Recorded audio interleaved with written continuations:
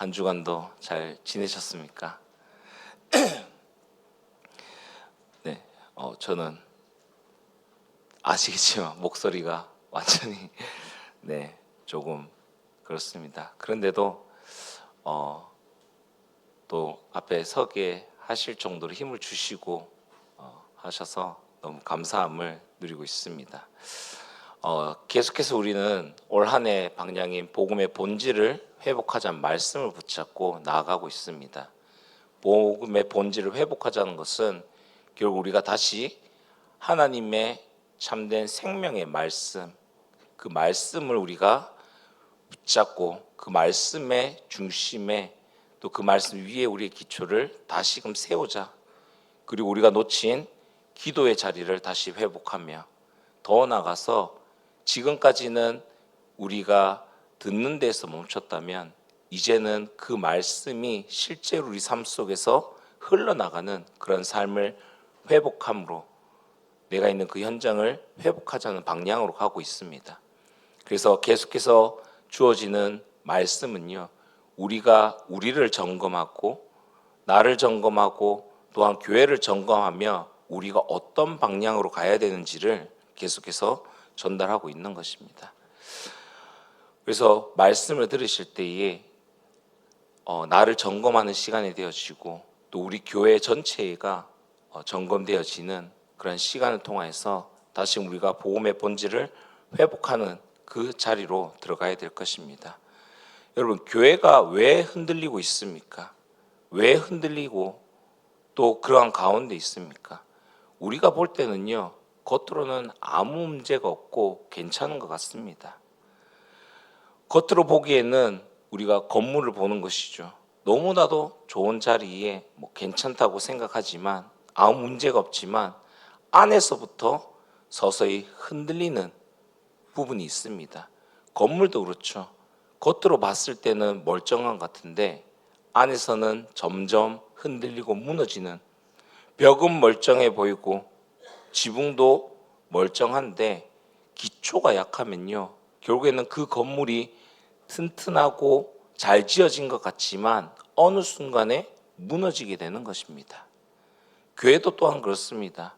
우리가 많은 프로그램이 있는 것 같고 또 우리가 활발하게 움직이는 것 같으면서 우리가 잘하고 있는 것 같지만 중요한 건 이 우리 교회에 보이지 않는 기초가 흔들리면요, 교회는 조용히 조금씩 무너지게 되는 것입니다. 그렇다면은 이 보이지 않는 기초, 이 기초가 흔들리면 교회가 무너지나고 했는데 이 기초가 무엇입니까? 고린도서 3장 11절에 이 닦아둔 것 외에 능히 다른 터를 닦아둘 자가 없으니 이 터는 곧 예수 그리스도라. 그렇습니다. 교회의 기초는요, 예수 그리스도입니다. 복음인 것입니다. 복음 위에 세워진 그 질서 안에 우리가 들어갈 때에 교회가 흔들리지 않고 무너지지 않게 된다는 것이죠. 오늘 에베소 교회는요, 계속해서 말씀드리지만 거짓 교훈과 말이 많아지고 권위가 흔들리고 공동체의 중심이 흔들리는 교회가 무너지고 있는 그러한 상태에 바울이 그러한 교회의 문제를 이야기하며 다시금 그 교회가 이 복음의 기초 위에 세워지게끔, 교회의 중심이 오직 예수 그리스도 위에 세워지게끔 말씀을 전하는 것을 볼 수 있습니다. 특히나 오늘 말씀 9절에 15절은요, 우리 교회가 무엇 위에 서야 하는지를 분명히 보여주고 있습니다. 오늘 말씀을 통해서 질서 위에 세워지는 교회의 모습을 우리가 살펴보며 우리 큰사랑교회 또한 이러한 참된 질서 위에 복음의 기초가 세워지는 교회로 나아가야 될 것입니다. 첫 번째로 경건의 질서 위에 세워진 교회를 볼 수 있습니다. 9절에서 10절 말씀 보시면 또 이와 같이 여자들도 단정하게 옷을 입으며 소박함과 정절로 자기를 단장하고 쌓은 머리와 금이나 진주나 값진 옷으로 하지 말고 오직 선행으로 하기를 원하노라. 오늘 바울은 예배를 공동체의 질서를 말하면서요, 가장 먼저 외적인 단정에 대한 문제를 언급합니다. 이것은요, 그냥 우리가 어떤 옷을 입고 어떻게 치장했느냐를 문제 삼아서 이야기하는 것이 아닙니다. 오늘 바울이 얘기하는 것은 우리가 지금 이 자리에 와 있는 이 순간에, 또한 우리 교회에 나아가는 방향 가운데 그 중심이 어디에 있는가를 묻고 있는 것입니다. 오늘 단정하게 옷을 입으며 라고 얘기하고 있죠. 오늘 단정하게는 헬라어로 코스미오스입니다. 그냥 단순히 깔끔함을 얘기하는 것이 아니라 질서 있는, 균형이 잡힌, 절제된 태도를 뜻하고 있습니다. 오늘 이 단정함은 단순히 우리의 겉모습, 그냥 우리의 복장의 문제를 얘기하는 것이 아니라 우리 내면의 질서가 외적으로 드러나는 상태를 이야기하는 것입니다. 조금 더 쉽게 얘기하면요, 지금 우리가 와 있는 이 자리에 있을 때 우리가 무엇을 입고 무엇을 치장한 것이 아니라 내가 예배 가운데 와 있는 이 순간 나의 내면의 마음이 어떻게 겉으로 드러나는가를 이야기하고 있는 것이죠. 오늘도 한번 저희가 이 자리에 앉아 있는 이 시간의 과정을 한번 돌아봅시다. 여러분들은 교회에 오셔가지고 가장 먼저 어떤 행동을 하셨습니까? 그것이 어떻게 보면요, 내가 예배하는 가운데에 하나님 만나는 이 순간을 준비하는 그 나의 내면적인 부분이 먼저 내 행동으로 드러나는 것을 볼 수가 있는 것입니다. 오늘 바울은 어떻게 치장하고 어떻게 옷 입느냐, 겉모습을 얘기하는 것이 아니라 예배 자리에서의 태도, 그 내 마음의 내면에 있는 그 중심이 어디에 있느냐, 그것이 우리의 외적으로도 드러남을 이야기하고 있는 것이죠. 왜 바울은 이런 부분을 지적했습니까? 그 당시에 에베소는 로마 제국의 번성한 도시였습니다. 특히나 아르테미스 신전이 중심된 종교 문화로 특징이 화려함을 과시하는 그러한 특징이 있었습니다. 그래서 상류층 여성들은 머리를 정교하게 닦고 금이나 진주로 장식하면서 값비싼 옷으로 자신의 사회적 지위를 드러내고 위시하는데, 과시하는 데 있었습니다. 그냥 단순히 미적 표현이 아니라 내가 이 정도 수준이 된다 드러내는 사회적 상징이었죠. 영화 가운데서도 이러한 부분을 얘기하는 게 생각나는데, 한 영화에서 경찰이 와가지고 여자를 잡아가니까 이거 왜 이래? 나 이대 나온 여자야 라고 얘기합니다. 자신이 어떤 배경을 가지고 있고 겉으로 보이는 이러한 부분들을 내세우면서 나가는 것이죠. 이 시대가 이러한 부분이 강했다는 것이죠. 그러한 사회적 세상적 문화가 교회 안에 자리 잡고 그 문화가 교회 안에 들어오게 되니까 결국에는 에베소 교회가 어떻습니까? 예배가 하나님이 중심이 아닌 사람의 중심이 되어지고요, 교회 공동체 안에서 어느 순간에 계층이 생기기 시작합니다. 그리고요, 우리가 그리스도 안에서 한 가족으로, 한 지체로 나가야 되는데 어느 순간 가난한 자와 부한 자, 가난한 자는 위축되어지는 자리에, 경제적으로 부한 자는 드러나는 자리에 세워지게 되는 것이죠. 결국에는요, 교회가 이러한 세상의 문화에 복제품이 되어지는 순간에 복음의 빛은 흐려지게 되고요, 사라지게 되는 것입니다. 그 결과가 교회가 무너지는 가운데가 가는 것이죠. 그래서 오늘 소박함과 정절로라고 이야기합니다. 즉 나의 내면의 태도를 다시 한번 확인하라는 것이죠. 오늘 소박함은 자기 과시를 멈추는 절제입니다. 정절은 자신을 통제하는 분별을 이야기하는 것이죠. 오늘 바울은 옷의 종류를 규정하는 것이 아니라 어떻게 우리가 꾸미고 치장하는 그런 부분을 이야기하는 것이 아닌 우리의 마음의 방향을 교정하고 있는 것입니다. 지금 내가 이 자리에 있는데 나는 어떤 마음과 어떤 태도로 내가 앉아 있는가? 오늘 예수님께서 하나님께서도 사무엘상 16장 7절에 사람은 외모를 보거니와 여호와는 중심을 보시니라. 그렇습니다. 우리 큰사랑 교회의 중심이 어디에 있습니까? 다른 사람들에게 보여지는 가운데 있습니까? 그냥 주일기에 지금까지 해왔던 그러한 신앙생활을 그냥 자연스럽게 하기 위해서 그냥 이 자리에 앉아 있습니까? 아니면은 오늘 이 시간 정말 말씀이 선포되는 가운데에 또 한 주간을 주시는 그 말씀을 기대하며 하나님을 만나는 그 시간을 고대하며 설레는 마음으로 기도하는 가운데에 이곳에 있습니까? 우리는요, 다시금 내가 어디에 중심을 두며 내 마음 내면의 마음의 중심의 그 태도가 어디로 향하는지 점검해야 될 것입니다.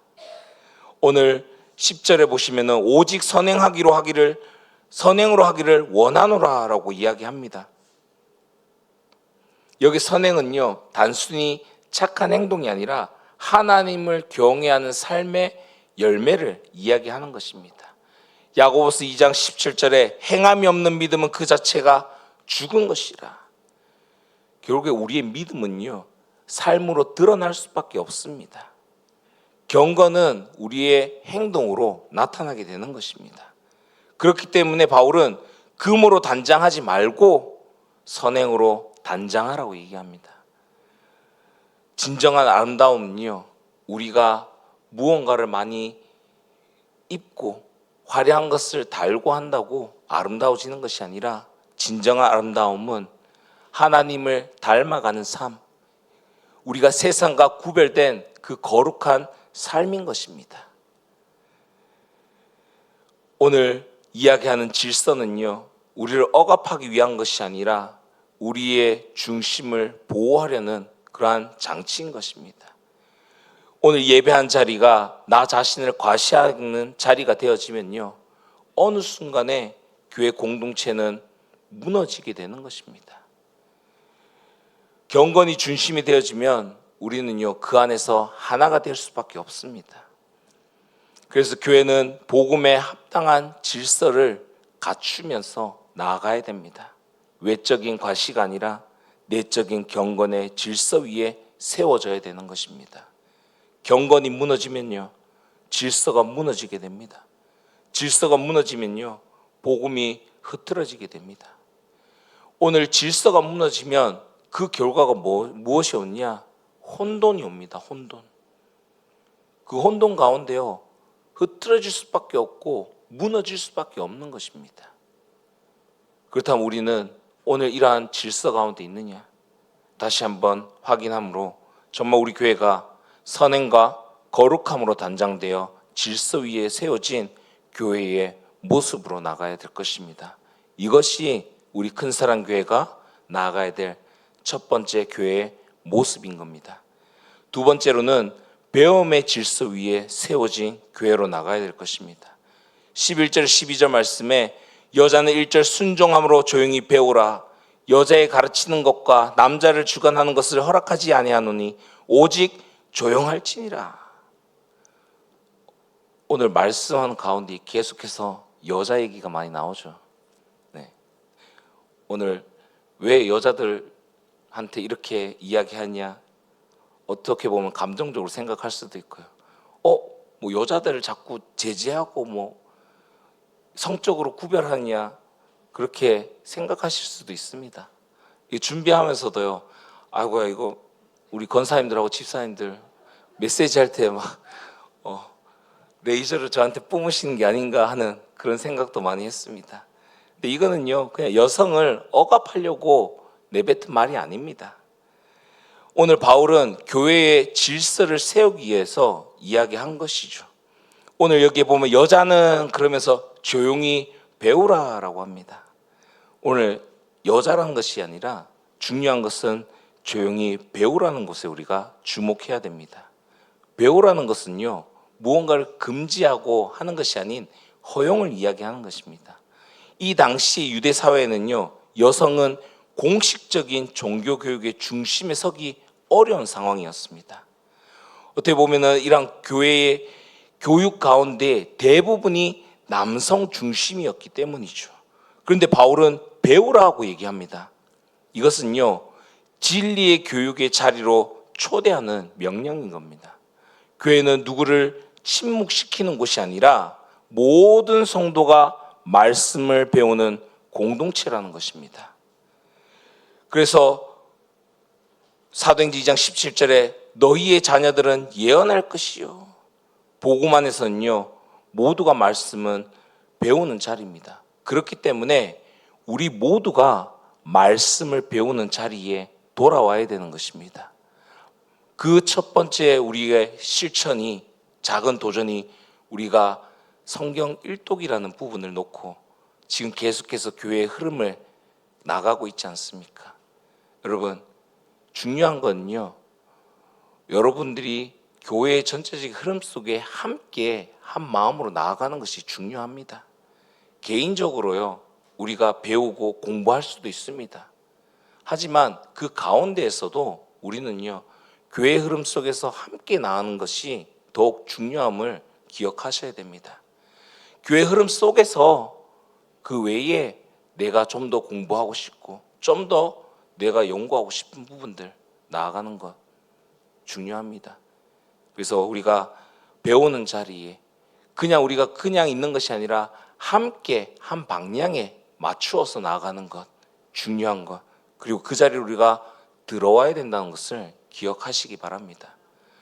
어떻게 보면은 지금 많이 지나가서요, 벌써 이만큼 진행되어져서 가는구나. 하루하루를 보면요, 2장, 3장밖에 안 읽습니다. 근데 며칠 딱 지나가면 그 양이 어마어마하거든요. 그 양에 속지 마시고요, 지금이라도 오늘부터 시작하시면 됩니다.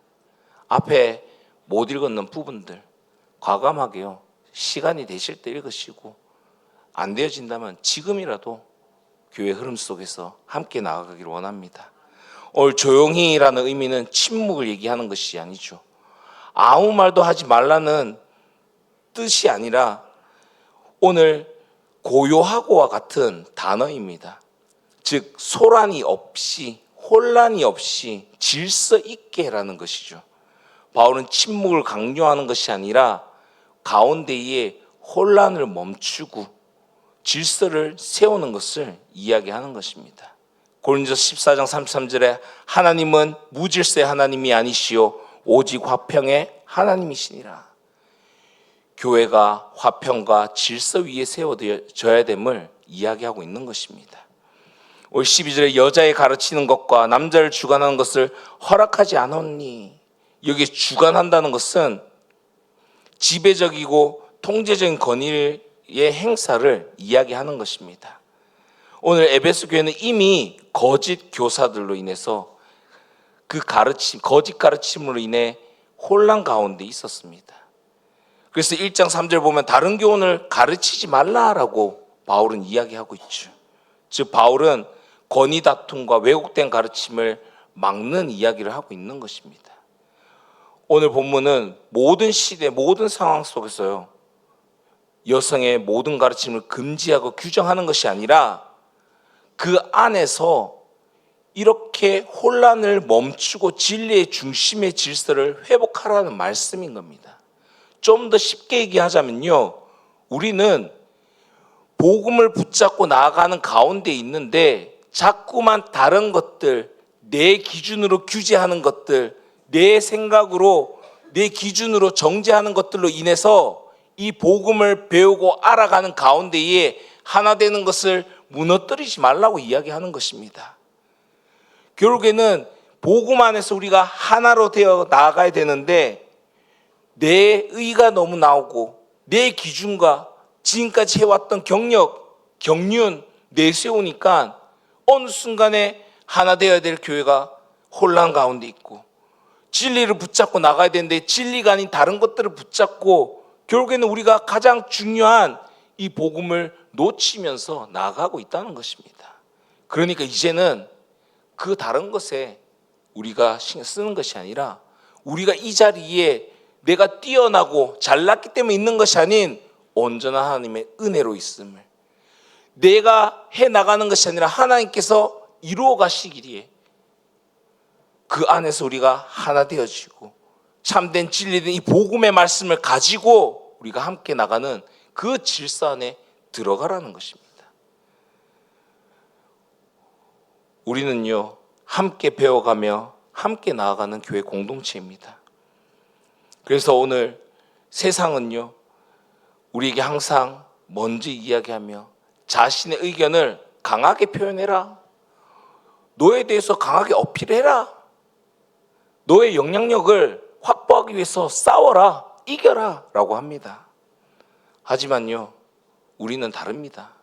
우리는 진리의 말씀 앞에 겸손히 서는 그러한 하나님의 자녀들이자 하늘나라 백성입니다. 그래서 우리는 항상 겸손한 가운데 배우는 자리에, 그리고 함께 나가는 그 자리에 있어야 될 것입니다. 겸손한 견인은요, 우리가 결국에는 공동체를 무너뜨리는 가운데 가게 됩니다. 질서가 무너지면요, 진리는 왜곡이 되어지고, 진리가 왜곡되어지면 결국에는 교회는 분열될 수밖에 없습니다. 하지만 겸손히 배우는 가운데 있을 때에 그 진리가 회복되어지고요, 우리가 그 진리 중심의 질서 가운데서 우리는 무언가를 주장하는 것이 아니라 내가 어느 정도 오래 신앙생활을 해왔고 많이 아는 것을 가르치고 주장하는 가운데 서는 것이 아닌 함께 배워나가는, 함께 나아가는 그러한 태도 속에서 우리 교회가 그 질서 위에 다시금 세워질 것입니다. 이것이 질서 위에 세워진 두 번째 교회의 모습입니다. 세 번째는 구원의 질서 위에 세워진 교회의 모습입니다. 13절 15절 보시면 아담이 먼저 지음을 받고 하와가 그 후며 아담이 게임을 보지 아니하고 여자가 게임을 보아 죄에 빠졌음이라. 그러나 여자들이 만일 정절로서 믿음과 사랑과 거룩함에 거하면 해산함으로 구원을 얻으리라. 오늘 바울은 갑자기 창세기 이야기를 하면서 아담과 하와의 얘기를 언급합니다. 이것은 교회의 질서를 창조의 질서 안에서 설명하고 있는 부분인 겁니다. 창조의 질서는요, 우월을 가리는 것이 아니라 하나님의 그 질서를 이야기하는 것이죠. 아담이 먼저 지음을 받고 하와가 그 후며라고 이야기하죠. 하나님이 자기 형상 곧 하나님의 형상대로 사람을 창조하시되 남자와 여자를 창조하시고, 남자와 여자는 동일한 하나님의 형상대로 창조되었습니다. 그래서 본질적으로는요, 누가 높고 누가 낮고 이러한 우열이 없습니다. 그런데 왜 먼저 아담에 대해서 언급을 했을까요? 이것은요, 하나님의 질서에 대해서 언급을 하고 있는 것입니다. 오늘 삼위일체 안에서도 질서가 있죠. 아버지, 아들, 성령은 본질적으로 동등하지만 그 역할과 질서가 있습니다. 오늘 삼위일체 안에 본질적 차이가 아니라 구속 역사 안에서 드러나는 질서가 있다는 것이죠. 성부와 성자, 성령은 본질상 완전히 동등하시며 구원의 역사 속에서 각기 다른 사역을 감당하셨다는 것이죠. 그래서 이러한 질서는요, 어떻게 보면 조화와 보호의 구조인 것입니다. 즉 교회가 질서를 잃어버리면 서로의 경쟁이 시작되어집니다. 누군가가 더 잘 보이기 위해서, 더 하기 위해서, 특히나 사역하는 가운데서 그런 것들이 많이 드러나게 되죠. 우리가 나아가는 방향이 내가 몇 명을 영접을 시키고 몇 명을 교회화했고 그걸 경쟁하는 것이 아니지 않습니까? 우리의 인생의 목적은요, 우리의 삶을 통해서 하나님이 영화로워지는 것과, 그리고 내 삶을 통해서 하나님의 살아계심이 증거되어지는 것, 내가 있는 그곳에 하나님 나라가 확장되어져 가는 것, 그것이 우리의 삶의 목적인 것이죠. 그 복음을 붙잡고 가는데 우리는 서로를 위해서 기도하는 가운데 가야 되는데, 어느 순간에 이 질서가 무너지면요, 경쟁 상대가 되어집니다. 질투하는 가운데 있게 되고요, 그 질투 가운데서 나도 모르게 악한 감정과 나도 모르게 생기는 상처와 결국엔 그 모든 것들이 어떻게 됩니까? 교회 안에서 질서가 무너진 혼돈 가운데 서게 되는 것입니다. 결국엔 이런 경쟁이 시작되면요, 복음이 중요한 게 아니라 사람들의 시선이 더 중요해지고 사람들의 말에 더욱더 우리가 끌려서 가게 되는 것입니다. 오늘 아담이 게임을 보지 아니하고 여자가 게임을 보아 죄에 빠졌습니다. 오늘 바울은 여성의 본질적 악함을 말하는 것이 아니라요, 성경은 분명히 죄의 대표 책임을 아담에게 두는 것을 볼 수 있습니다. 로마서 5장 12절에 그러므로 한 사람으로 말미암아 죄가 세상에 들어오고 죄로 말미암아 사망이 들어왔나니, 아담 안에 모든 사람이 죽은 같이 그리스도 안에서 모든 사람이 삶을 얻으리라. 죄의 대표는 아담입니다. 그렇다면 여기서 왜 하와에 대해서 언급을 합니까? 창세기 3장을 보면요, 하나님이 세우신 질서가 무너지는 것을 볼 수 있습니다. 하나님의 말씀이 왜곡되고요, 그 역할이 뒤바뀌고 책임이 전가되어지는 것을 볼 수 있습니다. 즉 질서가 무너지니까요, 그 무너진 질서 가운데 죄가 스며들게 되는 것입니다. 우리 또한 마찬가지입니다. 우리의 질서가 이루어지면요, 이런 하나님의 질서가 무너지면은 진리가 흐려지고 혼란 가운데 깊이 들어가며 나도 모르게 죄가 우리의 깊숙이까지 스며들어 들어오게 된다는 것이죠. 하지만 여기에서도요, 하나님께서는 은혜로 전환하시는 부분을 볼 수 있습니다. 죄 가운데서 우리의 힘으로 벗어날 수 없는 우리 위에 하나님께서 은혜를 주시는 부분. 14절에 그러나라고 이야기하고 있죠. 죄가 들어왔지만 그 죄 때문에 우리가 혼란 가운데 있지만 우리의 힘으로 벗어나고 우리의 노력으로 열심으로 그 죄 가운데서 벗어날 수 없지만 그 가운데 하나님이 은혜를 더하셨다는 것입니다. 우리의 힘으로 할 수 없는 것을 아시기에 이미 하나님께서 은혜로 우리를 구원 받을 수 있는 그 길을 열어두셨다는 것이죠.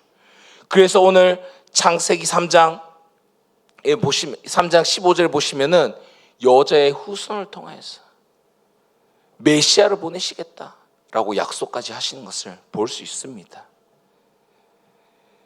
오늘 이처럼 하나님께서 은혜로 우리를 구원하시며 인도하신다는 것, 그 은혜 가운데서 우리가 질서 가운데서 나아갈 수 있게끔 인도하신 것을 기억해야 되는 것이죠. 해산나무 구원을 얻으리라고 이야기합니다. 그러나 여자들이 만일 정절로서 믿음과 사랑과 거룩함에 가면 해산나무 구원을 얻으리라, 행위를 얘기하는 것이 아니죠. 구원은 오직 하나님의 은혜로 우리가 받는 하나님의 선물인 것입니다. 에베소 2장 8절에 너희가 그 은혜에 의하여 믿음으로 말미암아 구원을 받았으니 이것은 너희에게서 난 것이 아니요 하나님의 선물이라. 그렇습니다. 우리에게 주신 이 구원, 하나님의 은혜로 온 것임을 기억해야 될 것입니다. 그렇다면 오늘 여기서 해산이란 것은 무엇입니까? 여성의 가장 어떻게 보면 현실적인 삶의 자리를 이야기하는 것이죠. 그 가운데에 오는 고통과 위험을 동반한 일상적인 상징을 이야기하는 것입니다. 저도 오늘이 아니라 살아가면서 오늘 이런 해산의 고통을 한번 받아본 적이 있습니다. 남자인데 어떻게 느껴봤냐? 제가 옛날에 한번 요로결석이 왔는데요, 그냥 별거 아닌 것 같아 참았는데 구급차에 실려서 갔거든요. 너무 아파가지고. 갔더니 선생님이 이 요로결석 오는 그 통증이 여성분들이 해산할 때, 아이 놓을 때 낳는 그러한 고통이랑 똑같다 그러더라고요. 뭐 그보다 더 심하겠죠. 그러한 가운데 저도 한번 느껴봤는데 그게 너무 힘들더라고요. 그러면서 어머니들이 이러한 고통 가운데 나를 낳으셨구나. 그렇습니다. 오늘 말씀도요, 어떻게 보면은 오늘 이러한 고통과 위험을 동반하는 이러한 부분을 이야기하면서 우리의 구원이 하나님의 은혜임을 더욱더 상기시키는 부분인 것입니다. 그래서 우리는 믿음과 사랑과 거룩함에 거하는 가운데 들어가야 되는 것입니다. 구원은 어떻게 보면 한순간의 사건인 것 같지만 동시에 지속적으로 머무르며 있는 것입니다. 우리가 한번 구원받았다고 끝나는 것이 아닙니다. 끝나는 것이 아니라는 건 뭐냐? 구원받았기에 우리는 그 구원 안에 머물면서요, 이제는 우리가 하나님의 백성으로 거룩한 자로서의 삶을 살아가는 가운데 있어야 된다는 것입니다. 그 가운데에서 하나님이 우리 함께 성령님께서 우리를 변화시켜가는 그 변화 가운데 삶을 살아가야 된다는 것이죠. 그래서 구원받았기에 끝났다가 아니라 어떻게 보면 이제는 우리가 새 신분과 새 생명을 가지고 시작하는 새로운 시작임을 기억해야 되는 겁니다. 그래서 이것이 끝나는 것이 아닌 계속해서 지속되어지는 가는 구원에 대한 감사와 감동이 한 번에 끝나는 것이 아니라 평생 우리의 삶 속에서 감사가 되어지고 그 사랑을 우리가 누리면서 나아가야 되는 것입니다. 이처럼 우리 교회 또한 구원의 질서 위에 서야 되는 것입니다. 오늘 바울은요, 경건의 질서가 무너지면 과시가 생기게 되고 배움의 질서가 무너지면 교회 안에 혼란이 들어오게 되고요, 구원의 질서가 무너지면 결국에는 경쟁이 되어짐을 이야기합니다. 우리 교회는요, 구원을 증명하는 것이 아니라 이 구원을 드러내는 것입니다. 다르게 하자면 하나님의 은혜, 하나님이 우리에게 주신 이 구원에 대한 부분을 우리는 계속해서 이 지역과 나라와 전 세계에 드러내는 가운데 이 복음의 향기를 계속해서 드러내는 그 자리에 있어야 되는 것이죠. 믿음과 사랑과 거룩함, 이 세 개의 단어가요, 우리 큰사랑교회의 향기로 남아야 되는 것입니다. 구원은 믿음 안에 머무는 삶이자 하나님의 사랑으로 반응하는 삶이며 세상과 구별된 거룩한 삶을 지킴으로 나타나는 것입니다. 질서 위에 세워진 교회는 조용하지만 그 중심은요, 깊어질 수밖에 없습니다. 우리가 막 드러나지 않아도요, 흔들리지 않고 강할 수밖에 없는 것입니다. 그래서 우리 큰사랑교회가 믿음과 사랑과 거룩함에 머무는 구원의 질서 위에 세워져야만 하는 것입니다. 이것이 질서 위에 세워진 교회의 완성된 모습입니다. 결론입니다. 우리는 경건의 질서를 회복해야 됩니다. 교회가 경건으로 단장될 때에 우리는 복음의 힘을 얻으며 나아가게 되는 것입니다. 두 번째로 배움의 질서를 붙들어야 됩니다. 진리의 말씀에 겸손히 서는 교회 공동체로 말씀 앞에 자신을 낮추고 배움의 자리에 들어가는, 그때 흔들리지 않는 교회가 되어질 것입니다. 그리고 마지막으로 구원의 질서 안에 우리는 머물러야 됩니다. 교회의 중심은 구원입니다. 교회의 중심은 하나님의 그 복음에 있는 것입니다. 그리고 우리가 이곳에 있는 것은 우리의 능력이 아닌 하나님의 은혜로서 있는 것입니다. 그렇기 때문에 우리의 주신 이 구원은 우리의 업적이 아닌 하나님의 선물로서 우리는 계속해서 하나님을 신뢰하며 믿는 그 믿음 안에 머물며 하나님 우리에게 주신 그 사랑 안에 머무는 가운데 반응하고 우리 또한 그 사랑을 전하는 가운데 서야 될 것입니다. 그것이 우리가 구별된 하나님 나라 백성으로 거룩함을 지켜나가는 자리인 것입니다. 이 질서 안에 머무는 복음의 중심에 세워져 있는 우리 큰사랑교회와 또 모든 성도님 되시기를 예수님 이름으로 소망합니다.